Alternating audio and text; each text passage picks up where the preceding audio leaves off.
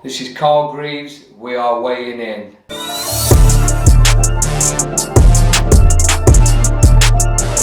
Yes, weighing in with Carl Greaves. Carl, firstly, thank you for inviting me to this beautiful new boxing gym here in Newark, Nottingham.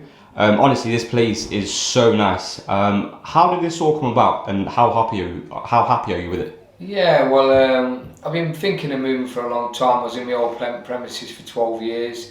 I was looking at buying a place, never found nothing that really took my eye, and then I knew about this place a long time ago because I brought David here to do a bit of strength and conditioning inside the Anytime Fitness there, and I opened the door and it was just an empty building and no one had done anything with it. Anyway, I was thinking to myself, that'd make a good gym, that, but I never did nothing with it. And then about 2 months ago, no, it'd be about 4 months ago now, a friend of mine, Josh Kelly, was walking through town, and he had the Anytime Fitness clothes on, and I said to me, "You working there now?" He said, "Yeah." I said, "They still got that back room there?" He went, "Yeah." They done anything with it? He said, "No, they haven't yet." He said, "There's a new guy got the franchise." He said he's looking at getting somebody moving in there. So I went and had a meeting with him. He set a meeting up, and we shook hands, and the rest is history. Like, it was just a shell. There wasn't even a lighting, just emergency lighting. We've turned it into a state-of-the-art facility, and I'm absolutely delighted with it. It's fantastic. Absolutely. I mean, I definitely recommend anyone who's sort of in the Midlands area or even further out. It is definitely worth the trip coming down. It's amazing. Just looking around, like I said, there's some great facilities, but something which stands out more than anything is that huge fight poster, Avanesyan Kelly. I mean, we'll come on to Avanesyan's next fight, but let's just take it back to that night, Avanesyan v Kelly. Is that your greatest night as a manager?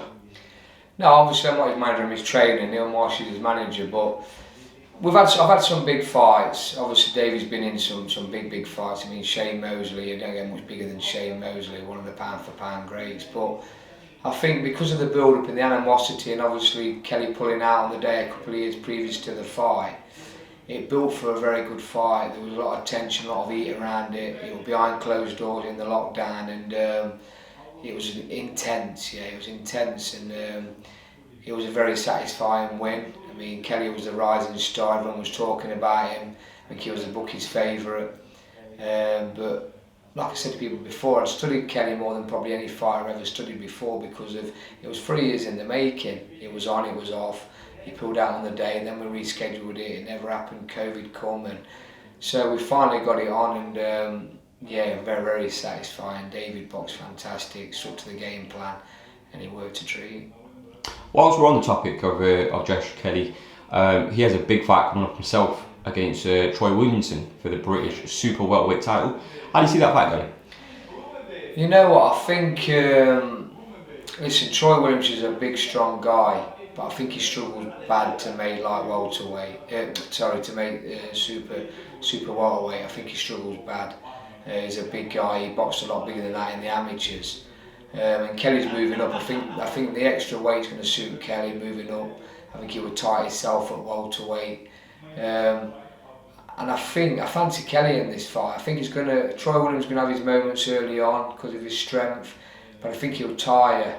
And I think Kelly will probably take him to school really and outbox him. So, from that big fight to David Avanesyan's probably biggest fight ever, you'd say? Yeah, definitely, yeah. He'll be taking on Terence Crawford, pound for pound, top 5, top 3, maybe even top 1, in just under 6 weeks. How pleased, firstly, are you that this fight has been made?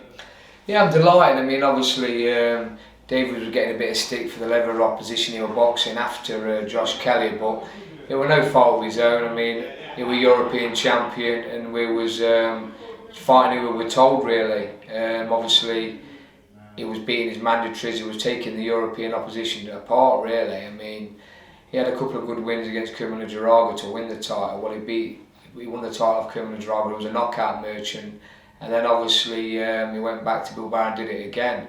But since then, the level of opposition dipped a little bit, which was no fault of our own.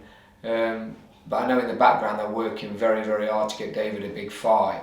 But this one come out of the blue, really. Obviously, with Crawford and Spence falling through, Crawford wanted to box before the end of the year, and they knew that David were looking for a big fight. So I think it was an easy fight to make. It happened all very quick, but obviously David's manager Neil Marsh did fantastic to get the fight along with Frankwarren, who promotes him, and we're all set to go now.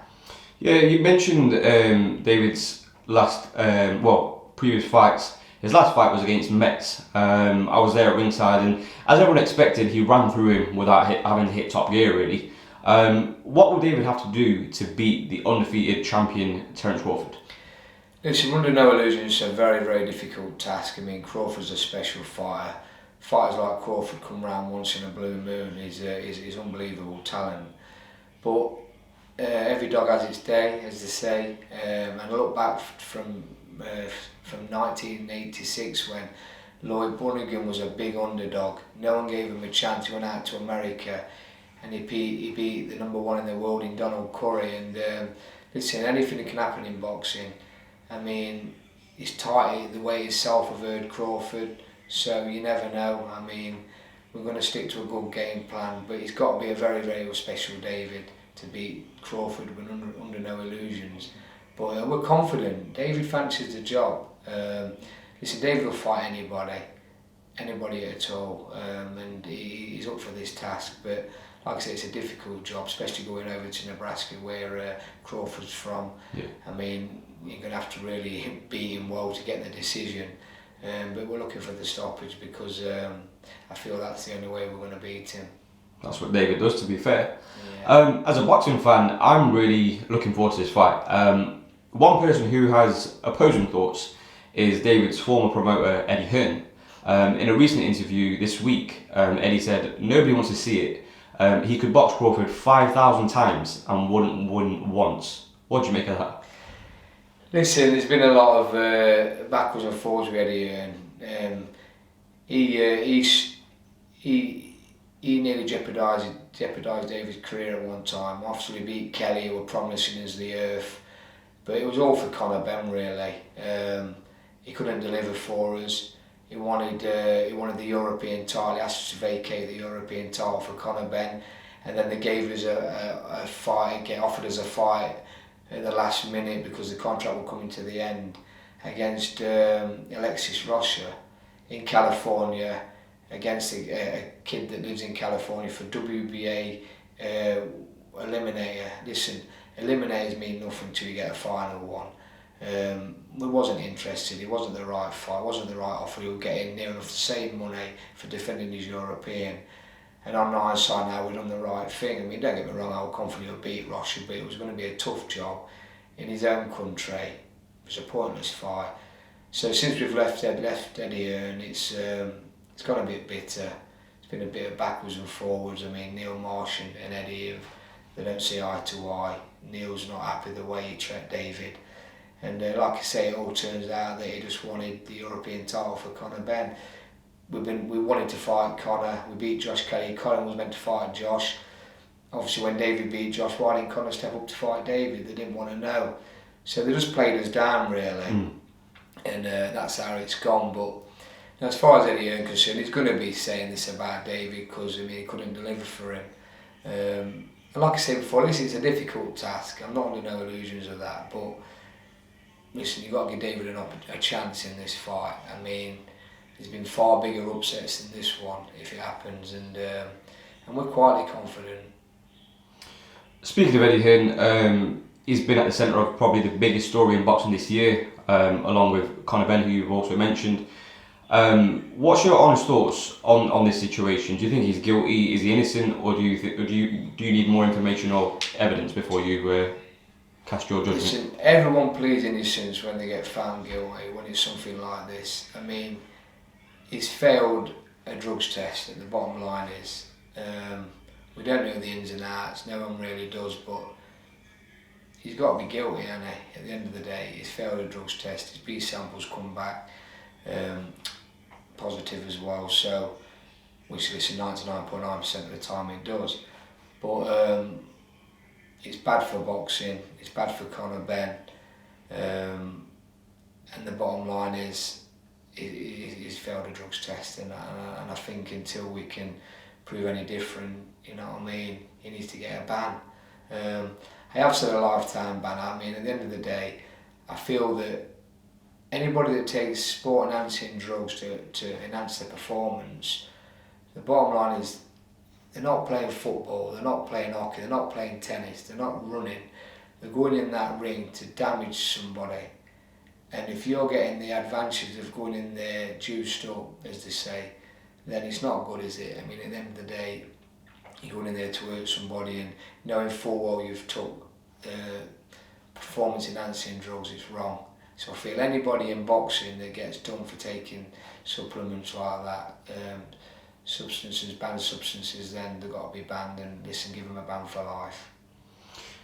Cole, what is there that boxing can do to stop this happening in the future? Because it's not the first time it's happened, probably won't be the last time, but what can be put in place to stop it? The trouble you've got, I mean, like that doctor husband come out, didn't he?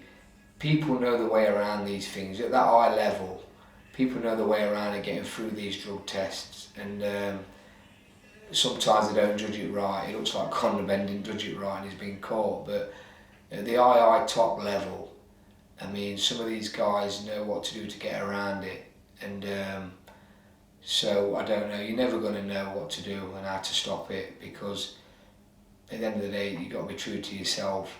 And can you live with yourself? If you went in that ring and hurt somebody, knowing full well you'd been on you know what I mean, on steroids, on banned substances. So I mean, the bottom line is you've got to be true to yourself, and unfortunately a lot of people aren't in boxing. I mean, I've never really come across it, and like I said before, if I ever knew any of my fighters was taking anything like that, they'd be out the door and you're shot. You know what I mean? Because I'm anti-drugs, and especially, like I said, especially in boxing, because you're going in there to damage somebody. Well, listen, Cole, thank you, like I said, for inviting me to your new boxing gym. Thank you for your time, and thank you for weighing in. Top man, thanks, Joe.